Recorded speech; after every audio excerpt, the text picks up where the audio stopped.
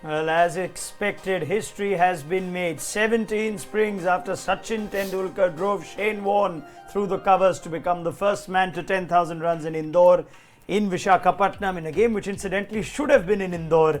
Virat Kohli has ensured he's got there in just 205 innings, faster than Tendulkar, faster than the 10 men that followed to 10,000 run, Mount 10,000 after Sachin Tendulkar. Here we are talking about history that the Indian captain has made, and we apologize in advance for having to repeat ourselves with superlatives and adjectives to describe the run machine and the mammoth force in one-day cricket that Virat Kohli is. It's a halftime show on ESPNcricinfo Match Day, where once again India have got the runs, Virat Kohli has got the runs, and we're talking of a halftime score well in excess of 300. Ajit Agarkar in studio with me, and Phil Simmons will join us soon.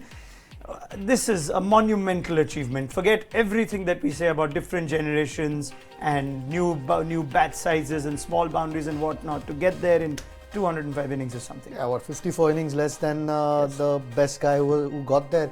Just phenomenal. I mean, you can put all 11 fielders in the ring. It'll still be hard, or all nine fielders in the ring. Yeah. It'll still be hard to get with that consistency, with as quick as he has got. Like you said, you keep getting tired of, well, not tired, but keep repeating ourselves every game. Came out last game, India under a little bit of pressure. Came out today, bit more in the pitch for the bowlers. Every now and then the ball gripped the surface, but the results the same and exploded towards the end. It's quite amazing how consistently he keeps doing it. It's only the greats can do it. Sure. And even in that, in one-day cricket at least, his consistency or how prolific he is, I don't think anyone will be able to match that sort of consistency again. Phil Simmons, you've seen so much cricket over the years. We keep saying the game's a great leveler. It's not leveled for Virat Kohli in one-day internationals. He's been in a purple patch which has lasted nearly half a decade, if not more. Just words on this extraordinary achievement? It's just incredible that he could be so consistent with the way he scores the 100 too. He has a pattern to how he scores his runs, and the thing that excites me the most is how he adjusts from the wicket on 2-3 days ago, how he played, to how he adjusted to those wicket today, which was a little bit slower and things like that. It just shows his attitude, his incredible thirst for runs, and just to be out there all through the game, and it's just phenomenal. Yeah, we saw even the great Virat Kohli somewhat shockingly getting tired towards the end of the innings. He needed a little more liquid as he batted through those last few overs. We're just once again bringing the numbers out for you. 259, Tendulkar's record that was held for 17 years, and it has now been broken by some. There's not much between that. Ganguly 263, Ponting 266, Callis 272. So in that era of great players, you could see it was but this record is going to take some beating. I mean, as much as the rules might change. Yeah, I'd be surprised if it does, because it's 10,000 runs you're talking about, not couple of thousand runs that maybe people might have a chance of getting there quicker. So over a period of time to do that, and doesn't seem to be slowing down at all. Still very young, very fit, and like you said, looked a bit more tired, but didn't miss any runs even towards the end when he got to 150 with that too. You can't sort of praise enough what an achievement. 37 hundreds in 205 innings.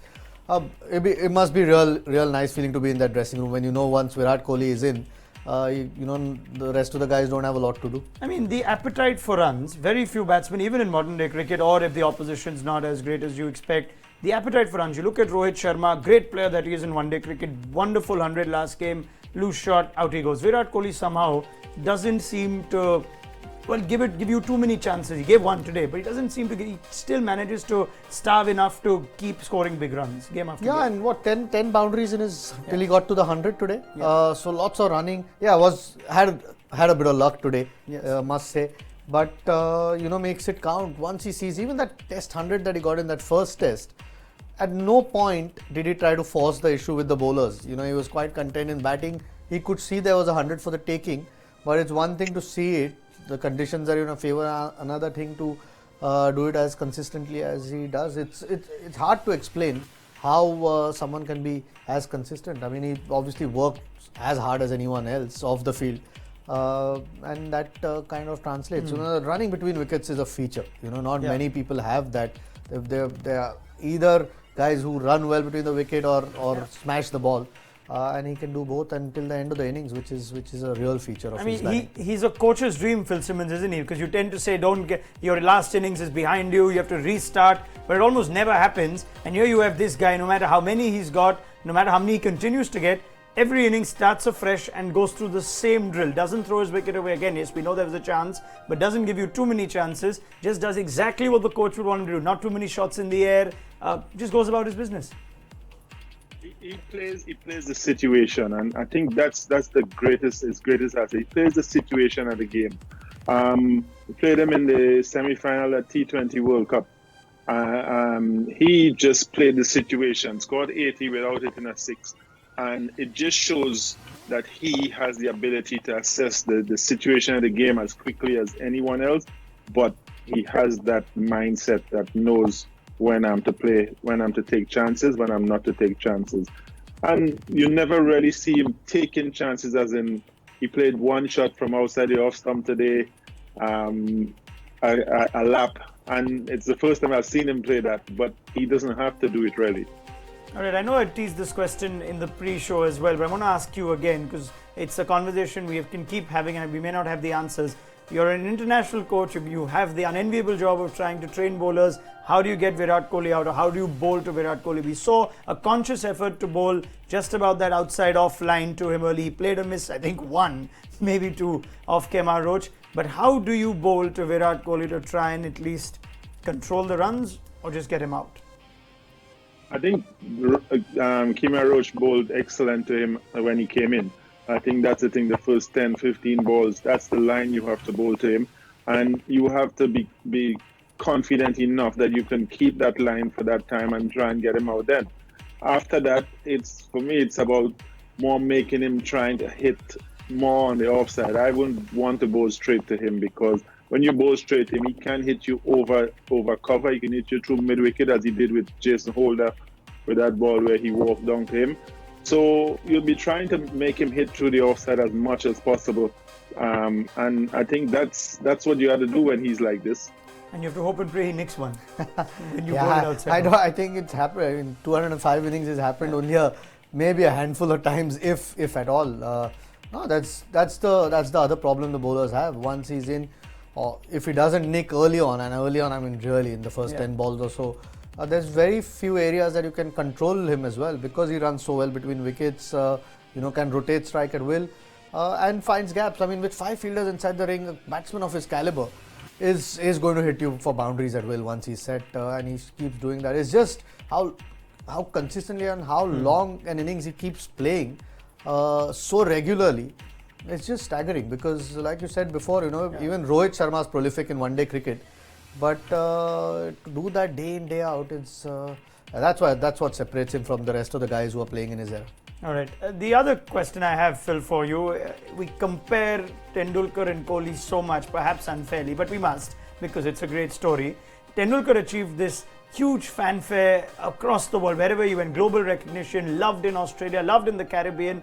Where does Virat Kohli stand there? Is he still received as a superstar even in the Caribbean? I think he is taking over from where Sachin left off, because I think he goes to different places. The series in Australia, I think 2 or 3 years ago, where he scored hundreds in the test matches, I think that just put him up there. And in the Caribbean, he's loved, totally loved in the Caribbean for the way he bats. It's a little bit of West Indian. I have to take a little bit, but he is just loved all over the world. I think he's just taken over from where Sachin has left off. Okay. The one thing that if he does offer you a chance when he's on 44, even if you're running back and it's not the easiest to catch, just take it with all might. Yeah, I mean, it's a sitter at this level, really. A bit sort of casual holder, possibly thought he got there. But if you don't watch it go into your hands, and that's the other greatness. I mean, you can give him a chance, but he makes you pay. You saw in that first test in England, got dropped on 20, went on and made 140 odd. So, don't drop Virat Kohli. Yeah, it's coming on Facebook Live as well. All the praise for the Indian captain, the GOAT, greatest of all time, says Rodney Motero. There are wishes coming from Tharindu Sandurwan from Sri Lanka. There is also greatness being restored. If this is indeed true, it's an excellent stat. Just 12 innings is what it's taken Kohli to go from 9,000 to 10,000 runs. So Rajiv Mulchandani with that. Sean Hussain, Virat Kohli is a better striker of the ball than Romelu Lukaku. I'm going to leave Ajit Agarkar and Man United loyalist that he is. Wasn't a very good late night yesterday. Yeah. All right, let's go back to the cricket. Your comments can continue to come in. Obed McKay on his debut. Phil Simmons brought on after 18 overs. Had MS Dhoni as his first wicket. He'll sleep well tonight perhaps. But he could have had Kohli and Dhoni. Just thoughts on his first outing in international cricket? I was happy with him. I was happy with... He didn't look like he was phased. He looked like if he was able to come and do all the things that he wanted to do. And at the end of the day, we saw the slower ball coming out at the right time, especially to MS. All right, we'll just reestablish our connection with Phil. Just take us a minute. But yes, Obed McKay, left-arm seamer.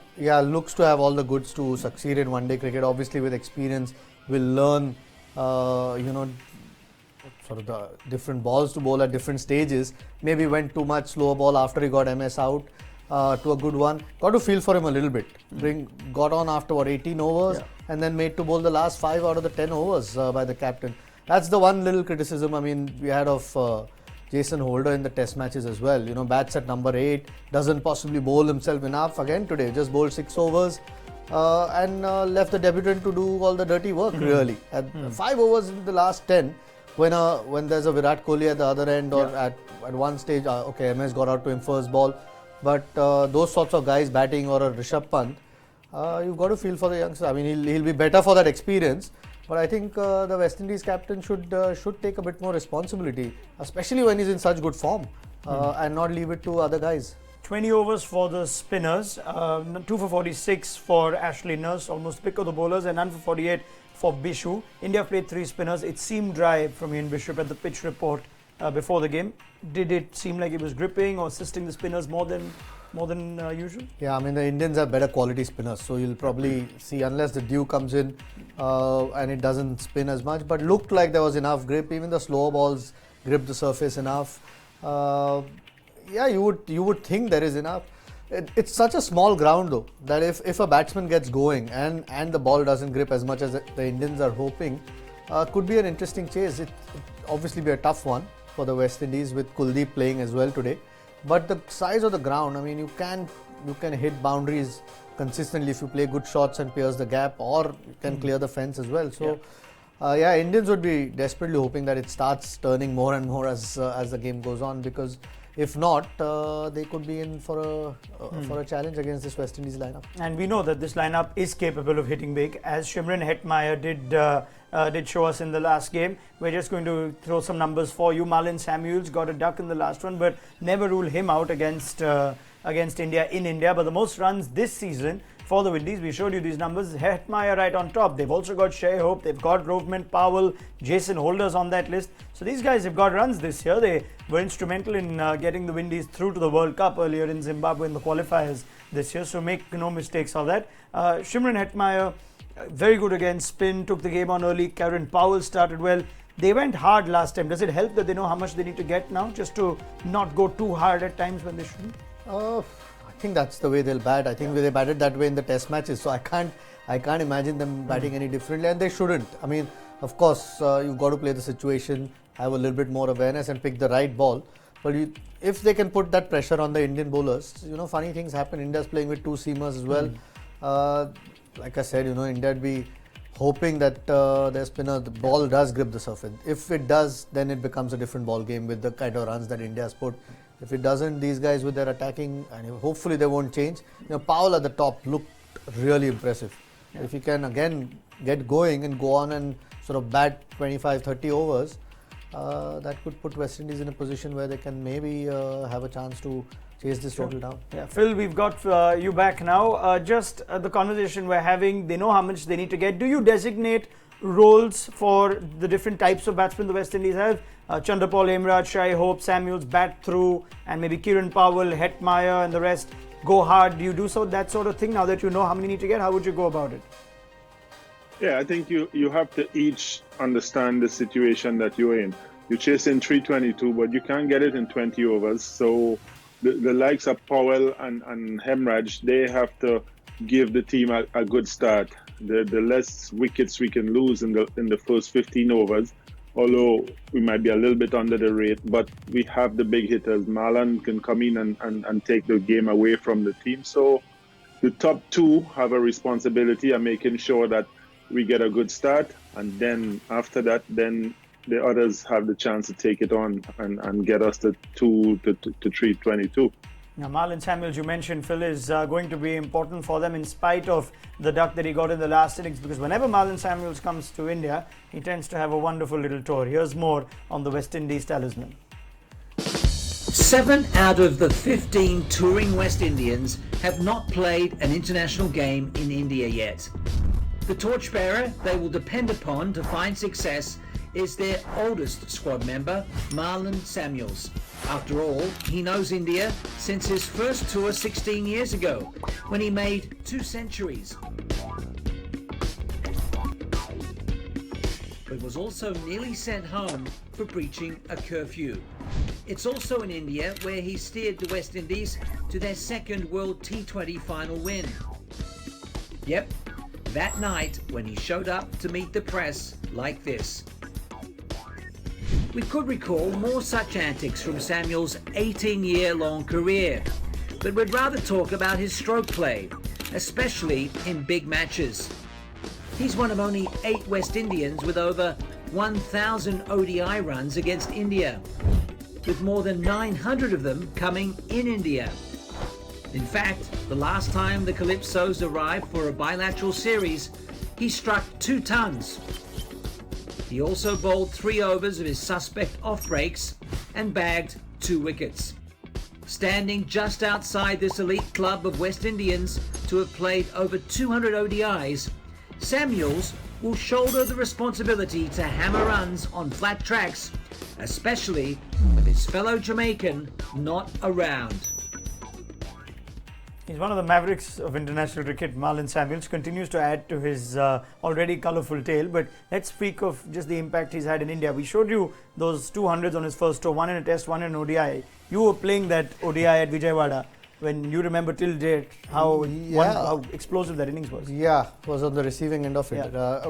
We had them 3 or 4 down, I think, at the start, and obviously very young. Then Samuels came and played a blistering knock. Put West Indies got enough, and we couldn't chase that down. So, yeah, very aware of his ability. And although it's been a few years, he's in recent times, especially in T20 cricket, played some telling innings or match-winning innings in big games. So they'll need him to hold that innings together at number 4. Also plays spin well, so they'd hope that he's got his 1 bad innings out of the way. West Indies would hope, but his record against India tells you the story. I mean, he's always enjoyed playing here, which again, you need that experience. I mean, the rest of the batting around him doesn't have much of that, so that one experienced batsman needs to stand up. Would it please you to know that you were the only pacer that went it under 6 and over that day? I do remember those. You had a good day, actually. Yeah. Got a couple of wickets, Ajit Agarkar, but India went on to lose the series. It was 3-all in the 7th ODI. Phil, quick word on Samuels. He's had so many different incidents in his career. How does the West Indies public and how is the general perception in Windies cricket on Samuels? He seems like he still has a lot to offer in both the shorter formats of the game. What is your assessment of Marlon Samuels and the possible role that he has to play for West Indies cricket for the immediate future? I think you've got to know how to nurse Marlon. You've got to know how to deal with Marlon to get him to do what the team needs. And I think if they're treating Marlon well and they're getting him to understand that he's an important part of the team, then Marlon will always want to play for you and always want to score. And the first match in the 2014 series showed what he is like if the early part of the batting gives him a start and he comes in with a free hand to play. So I think that's the importance of Marlon in this team here, that he gets a chance when the top order plays well, that he comes in and has a free hand to play. Does he sometimes make it harder for himself to be nursed, Phil? Yeah, Marlon is Marlon. I think when you when you're Marlon, you do things how you feel that they should be done. So sometimes people don't agree with it, but that's how he is. All right, well, that's how he is, and that's how the West Indies will need him to come up with if they are to chase this down. Quick word on Kuldeep Yadav, who makes a comeback into this team. The use of Kuldeep Yadav, and he could be key here and just choking the middle overs as he does. Yeah, I mean, we saw what Chahal did in the previous game. In spite of West Indies scoring 322, you'd expect Kuldeep to add a bit more to that, not a bit more, a lot more to that Indian attack.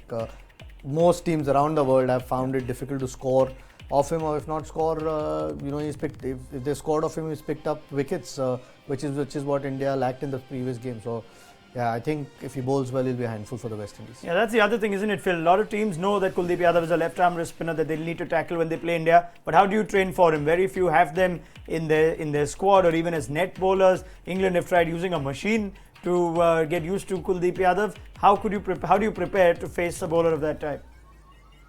Yeah, the only way you prepare is if you have bowlers like that, which we have in Afghanistan. We have 2 or 3, so we could rent them out. But if you don't have bowlers like that you can practice again, it's difficult.